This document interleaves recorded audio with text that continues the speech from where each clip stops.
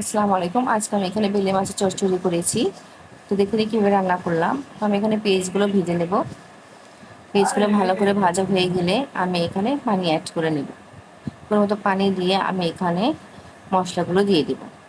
হলুদ ফাঁকি পরিমাণ মতো দেব। দেওয়া হলে এখানে মরিচ ফাঁকি দিয়ে দেব। দিয়ে লবণ দিয়ে ভালোভাবে নেড়ে নেব। আমার মশলাগুলো কষানো হয়ে গেলে আমি এখানে টমেটো কুচি দিয়ে দেবো। তো টমেটোগুলো আমি আগে থেকে সিদ্ধ করে রেখেছিলাম। তো আমি এখানে দিয়ে দিলাম, টমেটোগুলো দিয়ে ভালোভাবে কষিয়ে নেব। মশলাগুলো কষানো হলে স্বাদ ভালো হবে না। তো আমি এখানে কাঁচামরিচ দিয়ে দিলাম, ধনিয়া কুচি দিয়ে দিলাম, দিয়ে ভালোভাবে নেড়ে নেব। তো এখানে আমি ভালোভাবে কষিয়ে নিয়ে যখন একটু তেল উপরে উঠে আসবে তখন আমি মাছগুলো অ্যাড করে নেব।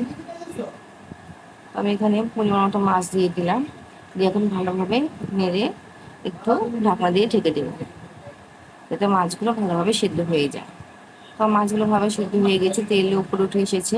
তো আমি একটু একটু নাড়াচাড়া দিয়ে আমি এখানে পানি অ্যাড করে নেব। পরিমাণ মতো পানি অ্যাড করে আমি একটু আঁচ বাড়িয়ে রান্নাটা করে ফেলব। তো আমি এখানে ঢেকে দিচ্ছি। তো আমার রান্না হয়ে গেছে। রান্না হয়ে যাওয়ার পরে তেল উপরে উঠে এসেছে। তো আমার রান্না ভালো করতে অবশ্যই লাইক কমেন্ট অ্যান্ড শেয়ার করুন। আল্লাহ হাফেজ।